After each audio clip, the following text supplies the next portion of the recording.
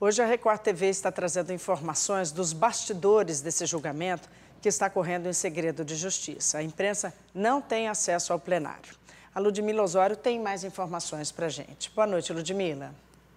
Oi, Lud, boa noite. Um desses momentos importantes desse segundo dia envolveu o pai biológico do menino Joaquim.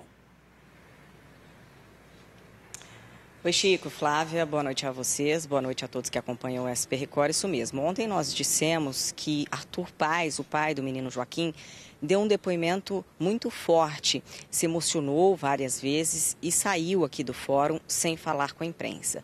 Hoje nós tivemos informação que o julgamento chegou a ser suspenso por alguns minutos para que Arthur pudesse se recuperar de uma crise de choro. Ele falou da falta que o filho faz e como passou esses 10 anos sem Joaquim. Ainda no plenário, Natália Ponte, mãe do menino Joaquim, negava com a cabeça as falas de Arthur. O pai do garoto teria se irritado com as expressões de Natália e disse: não adianta você balançar a cabeça, você sabe o que você fez com o meu filho. Esse depoimento aconteceu aqui no Fórum de Ribeirão Preto durante o primeiro dia de julgamento, quando o Arthur foi ouvido. Um detalhe que merece destaque também é o depoimento do pai de Guilherme Longo, Dimas Longo. Esse depoimento aconteceu hoje aqui no fórum. Seu Dimas Longo saiu daqui sem falar com a imprensa. Antes de depor, ele pediu para o juiz para que pudesse dar um abraço no filho, que foi autorizado. Seu Dimas estava muito emocionado. Ele falou que era muito próximo de Joaquim, por quem era carinhosamente chamado de vovô Dimas. Diz que continua tendo contato com o filho que Guilherme tem com Natália, que hoje tem 10 anos, e revelou que pagou a ida do filho para a Espanha. Chico, Flávia.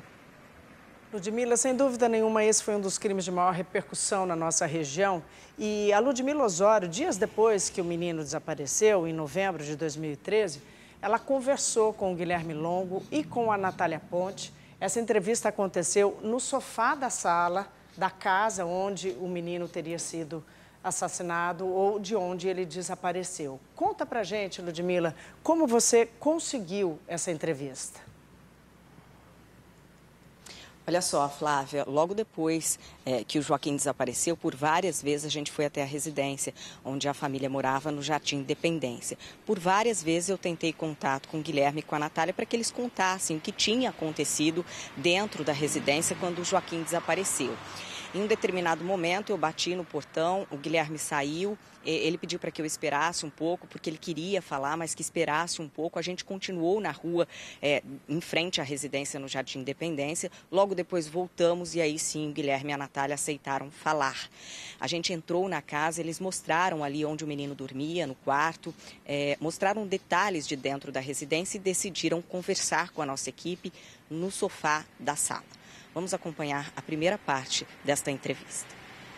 Guilherme, você falava em relação ao relacionamento com o Joaquim. Como é que era? Desde o início. No início você falava que você não teve muita aceitação, até pelos problemas que você enfrentou. Isso, na verdade, eu particularmente não tive problema algum, né? Quando eu e a Natália nos conhecemos, eu estava numa clínica de recuperação, né? E nós nos aproximamos. Quem teve o problema maior e passou por todas as dificuldades foi a Natália. Ela sempre teve uma grande dificuldade com a família, de a família aceitar um dependente químico, né? Porque ele já tinha o Joaquim, o vô é muito apegado ao neto, enfim, então toda a família, isso é normal, né? Com o passar do tempo, né, nosso relacionamento foi estreitando e a única maneira que eu tive de me aproximar da família foi quando eles viram que a convivência estava indo muito bem, entendeu? Meu relacionamento... O Joaquim foi te aceitando, né? Foi me aceitando de uma maneira fantástica e a nossa relação, a gente virou... Eu sou muito brincalhão, eu sou muito extrovertido e nós brincávamos como crianças juntos, sempre. A gente sempre teve uma vida muito boa e isso fez ele se aproximar de mim. E o Joaquim ficou muito próximo de mim. Muito próximo, entendeu? Seu relacionamento com ele era o melhor possível. Era o melhor possível, era o melhor possível. Ele não é o meu filho, entendeu? Mas desde o começo eu sempre tive ele com a figura de filho, sabe? Eu não tinha, meu filho tem 4 meses de idade. Então eu tive o Joaquim sempre como um filho para mim e tratei ele como um filho. E isso a Natália também foi percebendo ao longo do tempo. Toda a família, tanto a minha família como a família dela. Então esse menino acordava falando o meu nome, a gente dormia junto, enfim, sempre teve um relacionamento muito bom. Guilherme, você acha que você está sendo julgado por ser dependente químico, pelos problemas? Eu estou sendo investigado, né? A população me julga, eu acredito sim, eu estou sendo investigado pela polícia. Um dependente químico não tem credibilidade, um dependente químico hoje não presta, um dependente químico... As coisas estão mudando, mas infelizmente é assim, porque é a verdade. Quando você está envolvido muito com droga, eu convivi com isso, eu convivo há alguns anos com isso, eu passei dentro de comunidade, eu trabalhei um tempo como coordenador de uma comunidade terapêutica. Então a pessoa, quando está viciada, ela é capaz de fazer algumas coisas para conseguir a droga dela, entendeu? E ela, fica totalmente... a gente perde a credibilidade, né? Só que eu não estava num processo desse. Eu não estava assim, entendeu? O relacionamento, eu não tenho um histórico violento, essa relação que eu tinha com ele era muito boa. Eu entendo a preocupação de todo mundo e não quero que mude nada, entendeu? Eu não quero que as investigações saiam do foco. Se tem alguma coisa para ser descoberto da gente, de mim ou da Natália, vai ser descoberto. Se for de outra pessoa, vai ser descoberto, entendeu? O mundo inteiro está sabendo. Só que a gente não está conseguindo, a gente quer colaborar. A gente não está conseguindo nem sair da nossa casa com medo de represália. A população não está dando espaço para a gente, entendeu? E assim, eu concordo com a polícia de me investigar, entendeu? De duvidar, de ir atrás. Eles têm que fazer isso, é o trabalho deles, entendeu? Mas desde o começo eu falei que ia cooperar e estou cooperando, entendeu? Estou cooperando, eu converso, eu saio no portão de casa para conversar com as pessoas que chegam no portão da minha casa para ameaçar, para gritar assassino, para gritar... Eu não tenho problema, eu saí lá fora para conversar e pedir ajuda. E elas ficam, então por que você não sai para procurar o seu menino, né? Você vai provar para todo mundo o contrário? Eu tenho que provar isso. A única forma de provar isso é no desenrolar do processo. A gente precisa achar esse menino com vida. Em nenhum momento a gente perdeu a esperança de encontrar ele com vida. Você vai provar para a polícia que você não saiu daqui com o Joaquim? Eu vou provar, eu tenho que provar. O único jeito de provar é se tiver achando ele. Se nós acharmos ele, ele fala. Aí ele fala, e se tiver qualquer outra testemunha, gente, eu estou aqui dentro de casa, eu em nenhum momento me escondi ou tentei omitir. Quando eu não prestei depoimento e reportagem, foi quando a polícia falou para mim não fazer isso. Tá? Então eu estou falando, nós estamos aqui para descobrir o que tiver que ser descoberto, entendeu? Você como mãe, o que passa pela sua cabeça? O que pode ter acontecido? Não dá para saber, sabe? Foi a noite que eu dormi, eu me culpo por ter dormido a noite inteira e mal ter escutado o Vitor Hugo chorar à noite, sabe? Às vezes eu fico pensando, poxa, se eu tivesse o sono mais leve naquela noite, eu podia ter escutado alguma coisa, eu podia ter levantado para ver ele. Essa é a culpa que eu tenho, sabe? De não ter levantado aquela noite, de não ter visto nada. Qual foi seu último contato com o Joaquim? Foi a hora que nós aplicamos a insulina nele, 10h30 da noite, 10h20, por aí. Ele estava no seu quarto? Ele estava no quarto dele, o Gui segurou ele e eu apliquei a insulina, porque ele ainda não aceitava muito, agulha e tal. E aí o Guilherme sempre me ajudava na aplicação. E aí, depois disso, você foi dormir? Eu fui dormir, eles ainda foram lá para a cama, mas eu estava desmaiada, morrendo de sono. Escutei que eles estavam ali, mas fui apagando e acabei adormecendo e não vi mais nada. Os dois estavam brincando? Tava. E aí, depois disso, você dormiu e não viu mais nada? Não. Quando você acordou, você procurou pelo Joaquim? Eu, na verdade, já vim com a insulina e com o aparelho para fazer o destro nele. Logo de manhã, acordei o Guilherme e nós fomos pro quarto dele. Na hora que eu cheguei lá, ele não estava.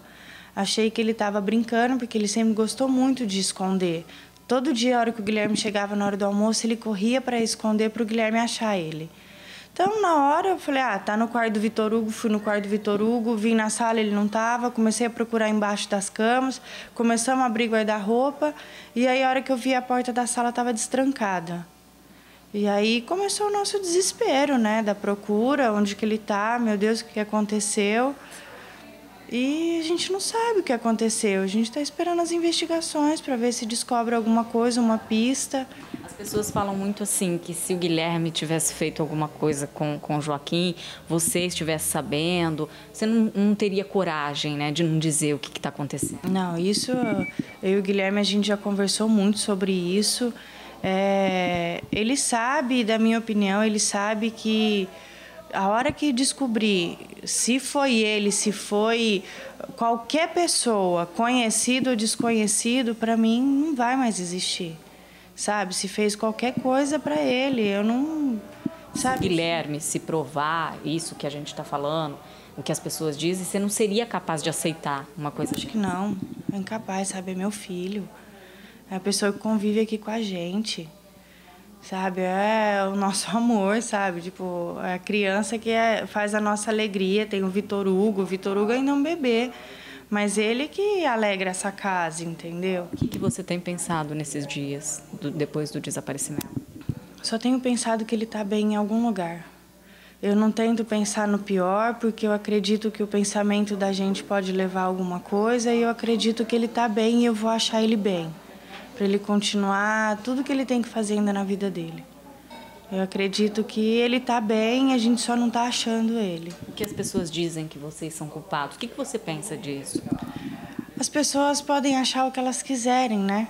Elas pensam. Todos nós somos pessoas que pensamos, a gente pode pensar o que quiser.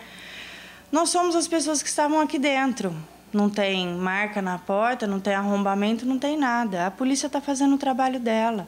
E o que a gente puder ajudar, nós vamos ajudar. Nós estamos vindo para casa, a hora que a polícia chama, nós voltamos para a delegacia. A gente tem ficado na delegacia o dia todo, a gente fica lá de manhã até à noite. Tudo para colaborar com as investigações, para a gente achar o nosso pequeno. É só isso que a gente quer. Dias depois dessa entrevista, no dia 10 de novembro de 2013, o corpo de Joaquim foi encontrado no Rio Pardo, em Barretos.